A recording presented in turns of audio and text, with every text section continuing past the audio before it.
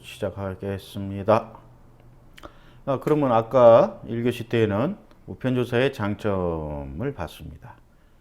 그럼 이번 시간에는 우편조사의 단점부터 공부하도록 할게요. 장점이 있으면 항상 거기에 상반되는 단점도 따라온다. 이렇게 했죠. 문제의 제한성이 있습니다. 우편조사는 인쇄된 문자를 통해서만 질문할 수가 있습니다. 서로 볼 수가 없기 때문에 따라서 설문문항은 스스로 응답자가 스스로 이해할 수 있는 단순한 문제에 제한되기 쉽죠. 그렇죠. 어려운 문제 같은 경우에는 사실 응답자가 제대로 응답을 안 하겠죠. 단순한 문제에 제한되기가 쉽습니다. 이해하기 어려운 까다로운 질문을 담은 우편조사는 응답률을 현저히 낮출 가능성이 있습니다. 우편조사 방식에서는 응답자가 응답을 해줄 것인지 혹은 거부해버릴 것인지를 자유롭게 선택할 수 있습니다. 그러므로 응답자는 까다로운 질문을 만나는 순간 에이 안 해버려, 귀찮아, 복잡해, 설문 자체를 포기해 버릴 수 있습니다. 이게 첫 번째 이제 문제 제한성이고요. 실행에 어려움이 있습니다. 우편조사 방식의 특성상 일단 설문에 응답하고 나면 그에 따른 추가 질문이나 불확실한 응답에 대해서 뭐가 좀 이상하네요. 다시 한번 질문하는 그러한 추가적으로 질의에 들어가는 그런 심층 규명이 어렵다. 자료 정리의 과정에서 부분적으로 누락되었거나 오기 등의 경우가 발견된 경우에도 마찬가지입니다. 비록 해당 설문지의 응답자에 대한 추적과 질의가 가능하다 해도 우편조사 응답자들이 가졌던 설문조사의 익명성에 대한 신뢰를 어겨야 한다는 부담이 있습니다. 아니 니네들 익명성을 보장해 준다고 해서 내가 우편조사에 임명했는데 이건 뭐가 궁금하고 뭐가 좀 틀리더라. 그리고 이거 여기에 대해 추가 질문을 하기 위해서 나한테 연락을 해? 그럼 니네들 익명성은 완전히 보장되는 게 아니네 하면서 신뢰가 깨질 수가 있습니다. 그렇기 때문에 다시금 추가적으로 질문하는 것도 조금 어렵다. 이제 규명의 어려움이라 이렇게 보면 되고요. 세 번째로는 응답자의 통제가 어렵습니다. 자, 우편으로 배달된 설문지가 어떤 상황에서 작성되는지 통제할 방법이 없습니다. 따라서 조사자는 자신이 의도했던 사람들이 응답했는지 아니면은 옆에 있는 어떤 다른 사람이 했는지 또 그 설문지를 엉뚱한 사람이 가져가서 또 응답을 했는지 거기에 대한 확신이 없어요. 그래서 응답자의 통제가 어렵다. 자, 예를 들어서 어떤 기관의 대표자 앞으로 여러분들 사회복지기관으로 대표자 앞으로 발송된 설문조사에 대해서 그 기관의 대표자 자신이 반드시 응답할 것이라고 장담하기는 어렵습니다. 또 대표자도 바쁘고 그러면은 그 밑에 사회복지사나 센터장한테 이것 좀 해갖고 보내세요. 이렇게 얘기하는 사람들이 많죠. 그래서 대표자들의 의견을 구하려 했던 자료에 실무자들의 의견이 섞이게 되는 그러면 오류가 날 수밖에 없겠죠. 그런 내용입니다. 그 다음 네 번째, 낮은 회수율이에요. 우편조사를 통한 자료 수집은 대개 낮은 회수율을 보입니다. 여기 아주 좀 중요한 얘기입니다. 이것은 우리 표현조사의 가장 심각한 단점. 대상 집단의 성격에 따라 크게 달라질 수는 있지만 면접조사는 대개 한 7, 80%의 응답률을 보이고 있는 반면에 그렇죠. 서로 이렇게 주고받고 얘기하다 하면은 뭐 7, 80%도 낮고 거의 다 뭐 많이 해주죠. 응답률은 그만큼 센데 우편조사는 기껏 해봤자 20%에서 40%, 40%면 엄청 많은 거죠. 이런 낮은 응답률 또는 회수율을 보인다고 보고가 되고 있습니다. 낮은 응답률 또는 회수율이 문제가 되는 이유는 그것이 연구 결과의 일반화에 심각한 지장을 초래하기 때문입니다. 일반화, 보편화가 되어야 되는데 응답률이 한 20%밖에 안 됐어요. 그럼 그것을 대중화, 보편화할 수는 없죠. 그렇기 때문에 심각한 지장을 초래하기 쉽다. 응답한 사람과 응답하지 않은 사람들 간에는 명백히 어떤 차이가 있을 것입니다. 자, 이렇게 수집된 자료를 분석하게 되면 그것은 단지 설문에 응한 사람들만의 성격을 반영하는 것이 됩니다. 설문에 응하지 않은 사람들의 성격은 연구 결과에서 나타나지 않게 되겠죠. 따라서 낮은 회수율은 연구 결과의 일반화를 저해야 하는 주요한 요인이 됩니다. 따라서 이에 대한 대응 방안은 별도로 마련할 필요가 있습니다. 이렇게 낮은 응답률을 높이기 위한 주요 기법 어떤 게 있을까요? 첫 번째, 후원자 전략의 개발입니다. 응답자들은 후원자가 누구인지를 확인함으로써 설문의 중요성이나 정당성을 인지하려는 경향이 있기 때문에 응답자들에게 가장 영향력 있다고 생각되는 개인이나 단체, 기관 중에서 하나 혹은 다수를 선택하는 것이 좋을 수 있습니다. 일반인을 대상으로 하는 조사에서는 국가기관이나 대학, 언론사 등과 같은 공신력이 있는 기관의 후원을 밝히는 것이 응답률을 높이는 데 도움을 줄 수가 있습니다. 이건 어떤 거냐면 이 설문을 조사하는 데에는 우리나라 국가의 뭐 이러이러한 경향으로 쓰려고 국가에서 이용하려고 하는 것입니다. 하게 되면은 아무래도 응답하는 사람은 이건 내 자료가 국가의 정책이라든지 이런 데 쓰려고 하는가 보다 해서 거기에 대한 회수율이 좀 높겠죠. 그만큼 응답률이 높겠죠. 그래서 후원자 전략의 개발이다 이렇게 보고 있고, 두 번째는 응답의 유인책을 강구하는 것이 좋습니다. 조사 대상자들을 설문에 응하도록 만들기 위해서는 몇 가지 유인책이 동원될 수가 있는데, 응답자의 선의에 호소하는 방법 좀 해주세요. 응답자의 도움이 절실히 필요하다는 점을 읍소하는 거죠. 표지글에 따로 이렇게 호소문 같이 적을 수 있는 그런 방법이고, 두 번째는 이제 선물이나 현금 등과 같은 보상을 하는 방법입니다. 그러나 이것이 감사의 표시로서 인식되게 해야 되겠죠. 무조건 그냥 이거 해니까 이거 주는가 보다 그런 게 아니고, 의무적으로 그런 게 아니고 해줘서 고맙구나 이런 표시로 인식되게끔 해줘야 될 것 같고, 그 다음에 응답자의 이타적인 감정에 호소해서 연구의 중요성을 확신시키는 방법, 이런 것 등이 좀 회수율을 높이는 방법이 될 수가 있고, 세 번째, 설문지의 양식 디자인에서 설문지의 모양이나 색깔, 길이, 표지글의 유형들을 적절히 고려를 해야 되겠습니다. 그래서 이게 딱 보니까 이 설문지 괜찮네 뭐 이러면서 하게 되면 아무래도 좀 흔쾌히 응답을 할 것이라 생각되고요. 네 번째는 우편조사에서는 설문지의 길이도 응답률에 상당한 영향을 주는 요인이 됩니다. 일반적으로 짧을수록 응답률이 높아지죠. 따라서 설문지의 길이는 가능하면 짧을수록 좋다. 그리고 다섯 번째, 설문에 붙게 되는 표지글은 응답자가 최초로 설문에서 접하게 되는 곳이죠. 설문의 목격과 성격 이런 것 등을 대부분 여기에서 파악하게 됩니다. 이 설문은 해줘야 될 필요성을 느끼겠네 이러면서 이거는 필요 없어 이렇게 벌써 딱 표지글만 보면은 응답자들은 판단을 하고 거기에 대해서 조치를 취합니다. 따라서 응답률을 좌우하는 결정적인 요인이 될 수가 있습니다. 그래서 표지글을 잘 써야 되겠다. 표지글에는 보통 연구의 후원자가 누구고, 연구의 목적과 용도는 또 뭐고, 응답자의 응답이 왜 중요한지, 응답자에 대한 익명성과 비밀 보장 이런 것 등이 포함이 되어야 되겠습니다. 그리고 표지글의 양식은 딱딱하게 공식적이기보다는 친근하게 연구의 성격을 소개해 하는 것이 더 효과적이라고 알려져 있습니다. 딱딱하게 공식적이기보다는 친근하게 그리고 연구의 성격을 소개하는 것이 더 효과적이다 이렇게 알려줄 수가 있겠습니다. 여섯 번째, 우편의 유형으로서 수신자의 주소와 우표가 붙은 반송 봉투를 첨부한 경우와 첨부하지 않은 경우 간에는 응답률의 차이가 현저하게 나타나겠죠. 아까 첫 시간에 제가 말씀드린 같이 반송용 편지 봉투 거기에 우표까지 찍어서 보내면은 정말로 회수율이 그만큼 많이 나오겠죠.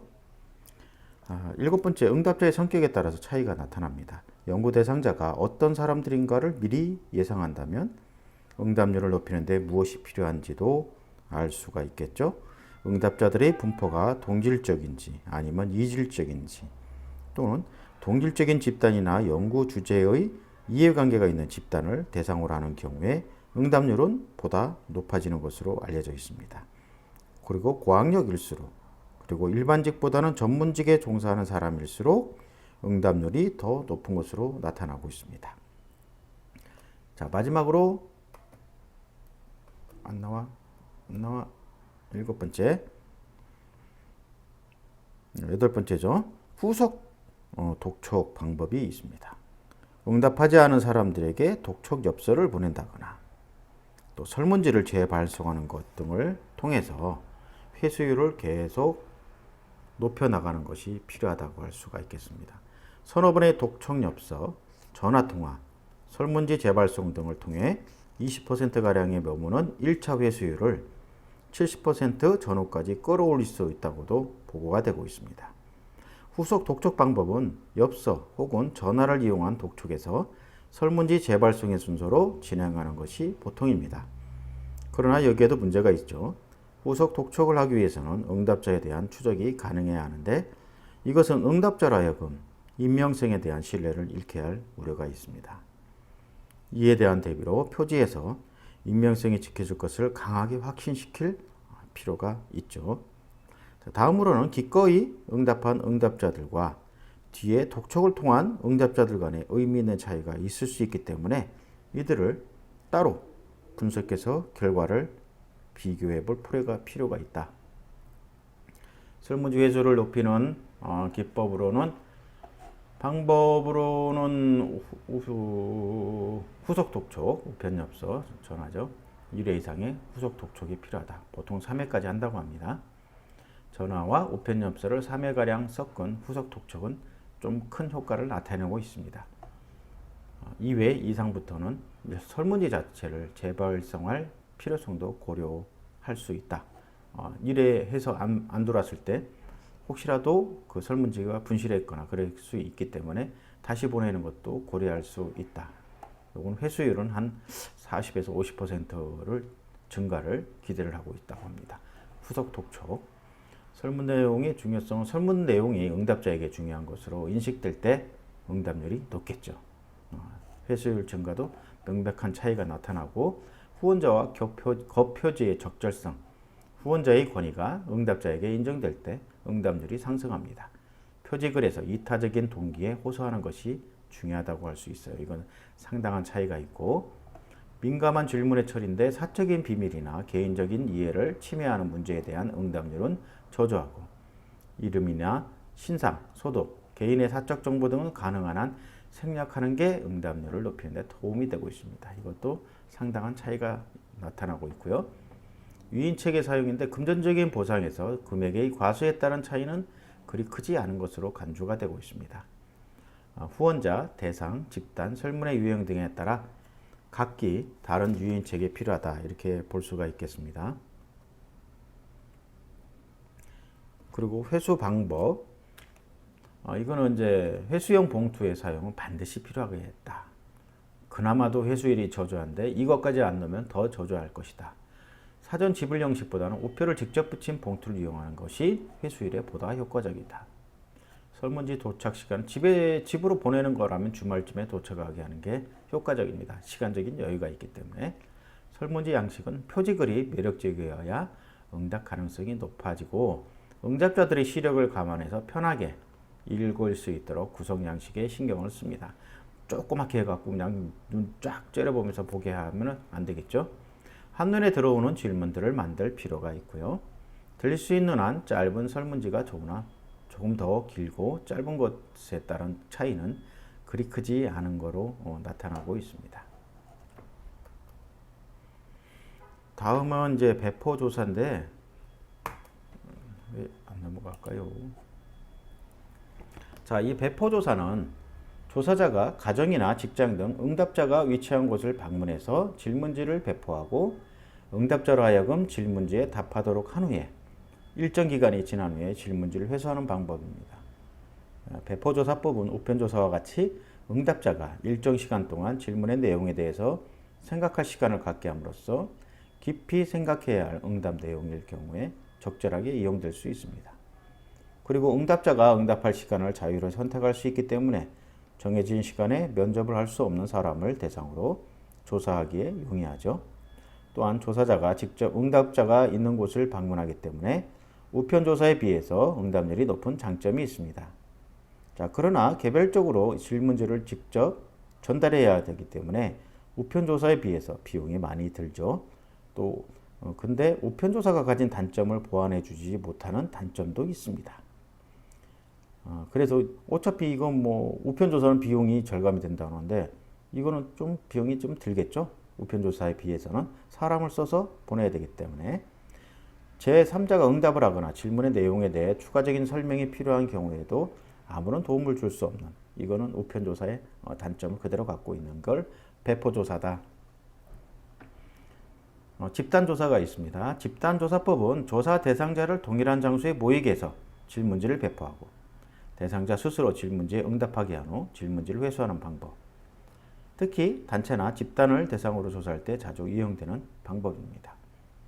예를 들어서 뭐 사회복지기관 혹은 다른 교육기관들이 흔히 사용하는 방법으로 일정한 프로그램을 진행하기 위해 이에 대한 만족도 평가를 하고자 할 때 프로그램 참여자들에게 협조를 구하고 평가조사를 실시하게 됩니다. 자, 이처럼 집단조사법은 동일한 장소에 조사자와 응답자가 동일한 시간대에 놓이게 되죠. 따라서 시간을 절약할 수 있고 부족한 질문이나 의문사항들에 대해서는 보충적 답변을 할 수 있는 장점이 있으며 응답자들의 물리적 조사 환경이 거의 동일하고 여기에는 제3자가 미칠 수 있는 영향을 배제할 수 있기 때문에 집단조사도 조금 유리한 방법이긴 하다. 많이 쓰는 방법이죠. 교육이나 이런 거 난 이후에. 다음 인터넷 조사입니다. 자, 자기기입식 질문지법에서 가장 새로운 혁신은 바로 뭡니까? 컴퓨터의 이용이라고 할 수가 있겠습니다. 다양한 기법들이 출현하고 검증되고 있고요. 전자설문은 크게 이메일을 이용한 설문과 웹사이트에 게시하는 이서버웨이 이렇게 구분할 수가 있습니다. 전자설문조사는 신속하고 저렴한 비용으로 실시할 수 있다는 큰 장점이 있죠. 예를 들어서 우편조사는 우편 발송과 도착, 회수까지 최소한 얼마 정도 걸릴까요? 한 일주일 이상은 걸립니다. 또한 우체국을 방문해야 하는 번거로움이 있습니다. 근데 전자설문조사는 또한 우편요금을 내지 않기 때문에 우편조사에서보다 비용이 훨씬 더 저렴하다고 아까 말씀드렸죠. 그리고 설문에 응답이 편리하며 후속 독촉과 후속 추적 이런 것들이 가능하다는 점도 장점으로 부각이 되고 있습니다. 그러나 이제 대상자가 이메일 사용자나 인터넷 사용자로 한정되어 무엇보다 일반화에 한계가 있습니다. 근데 이것도 지금 안 그래요. 이것도 꼭 이메일 사용자 아니더라도 여러분들 카톡이나 이런 데 보게 되면 여기에 설문지도 올리고 그렇습니다. 근데 다만 인터넷 사용을 못하면 안 하는 사람들은 조금 곤란하겠죠. 따라서 전자설문의 표본 추출은 대표성에 제한적일 수밖에 없습니다. 그리고 이메일을 활용한 전자설문이 종종 스팸 메일로 처리될 수 있어서 낮은 응답률과 회수율, 자기 선택의 편향이 발생하는 단점들이 지적이 되고 있어요. 그래도 지금 현재 인터넷 조사는 많은 발전을 하고 있습니다. 다음에 이제 면접 조사는 어떤 걸까요? 수집의 대안적 방법입니다. 응답자에게 질문지를 읽도록 해서 스스로 답을 기입하도록 요청하는 것. 이건 자기기입식 설문지법이죠.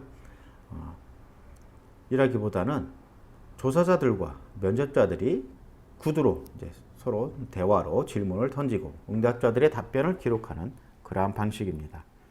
면접은 전형적으로 대인 면접에서 사용되지만 전화 면접도 대부분 같은 지침을 따르고 있습니다. 대부분의 면접 조사는 조사자가 비록 소규모의 면접 조사를 스스로 수행할 때조차도 한 명 이상의 면접원이 필요합니다. 따라서 면접자는 응답자들을 직접 접촉하고 조사에 참여하도록 요청하며 응답자에게 질문을 하고 그 결과를 기록하는 역할을 수행을 합니다. 이 모든 역할을 통해서 면접자는 응답률, 응답의 성실성, 조사 결과의 신뢰성과 타당성, 비응답 오류와 측정 오류의 정도 등 설문조사의 성패에 결정적 영향을 미치는 그런 거라고 할 수 있고요. 면접자의 역할과 선발, 훈련. 자, 그러면 면접자는 응답자들에 의해서 기입되는 질문지법보다 어떻게 해요? 면접자들의 역할이 중요하죠. 면접원에 의해서 기록되는 질문지법이 몇 가지 장점이 있는데, 면접조사는 전형적으로 우편조사보다 높은 응답률을 갖고 있습니다. 당연히 바로 앞에서 물어보니까 응답률이 높을 수밖에 없습니다. 그리고 적절하게 계획되고 실행된 면접조사는 적어도 80에서 85%의 목표를 달성할 수 있습니다. 우편 질문지를 던지는 것보다 자신들의 문 앞에서 서 있는 면접원을 거절하기는 훨씬 힘들죠. 면접원의 참여는 모르겠다와 무응답의 수를 줄일 수가 있습니다. 만일 이와 같은 응답들을 최소화하는 것이 연구에서 중요한 경우라면 답변들에 대해서 프로빙, 이거는 응답자의 응답이 불충분하거나 정확하지 못할 때 또는 추가적인 정보를 얻기 위해서 사용할 때 쓰는 면접 기술을 프로빙이라고 하는데, 이것을 하도록 면접원들한테 교육을 시켜야 되겠습니다. 면접원들은 혼동을 일으키는 질문 항목에 대해서 안내자로서 역할을 할 수가 있습니다. 응답자들이 질문의 의도를 정확히 잘못 이해하거나 이해하지 못하고 있다는 징후가 나타날 때 면접원들은 문제를 명확함으로써 관련된 응답을 얻을 수가 있습니다. 또한 면접자들은 질문을 할 때 면접자의 가치가 개입되지 않도록 해야 합니다. 다른 말로 면접원은 질문과 답변이 전송되는 중립적 매개체여야 되겠죠. 이처럼 다른 면접자는 한 명이 주어진 응답자로부터 동일한 응답을 정확히 얻어내야 되겠습니다. 면접자의 이러한 역할을 상기하면서 또 다른 역할을 추가하고자 하는 것은 조사 협조의 요청이 있습니다. 어떤 경우에는 표본 추출로 선정된 조사 대상자와 연락을 취하는 일조차 쉽지 않을 때가 많죠. 몇 번씩 전화를 되풀이하거나 가정 또는 직장을 직접 찾아가도 대상자를 만날 수 없을 때도 있고, 요즘같이 바쁜 시대에서는 집에 있는 사람이 거의 없죠. 설사 연락이 닿는다 해도 조사에 참여하기를 거부하는 일도 많습니다. 자, 그런 만큼 면접자의 역할 가운데 이 역할이 가장 어려운 일이라고 할 수가 있겠습니다. 조사 협조의 요청이. 응답자의 협조를 구하기 위해서 면접자는 인내심을 가지고 꾸준하게 응답자와 접촉을 시도하고 그를 설득하기 위해 노력해야 합니다. 면접자가 확신을 가지고 조리 있게 조사의 목적을 설명하거나 응답자와의 원활한 의사소통을 통해서 인간적 친밀감을 유지할 수 있는 능력이 필요하다고 할 수 있겠습니다. 두 번째는 정확한 응답의 도출인데, 조사에 적극적으로 임하도록 해서 정확한 응답을 하도록 대화를 이끌어가는 게 중요하죠. 앞서 얘기했듯이 응답자는 질문지에 대해 오류가 있을 수도 있고 이해를 못할 수도 있습니다.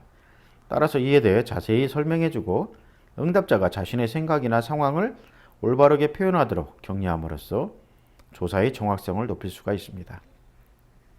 물론 연구자나 면접자의 의도를 지나치게 강조함으로써 응답자의 반응을 일정한 방향으로 유도해서는 안 된다는 점을 또 명심해야 되겠죠. 객관적 조사와 기록인데, 면접자는 객관적이고 표준화된 조사와 기록을 해야 됩니다.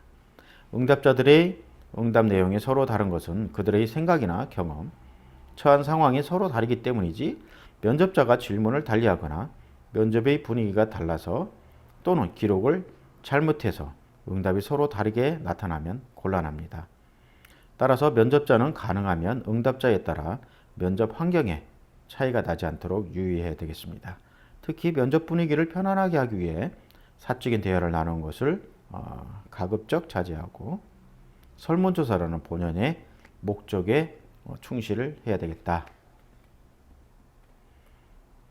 그러면 면접자의 선발은 어떻게 할까요?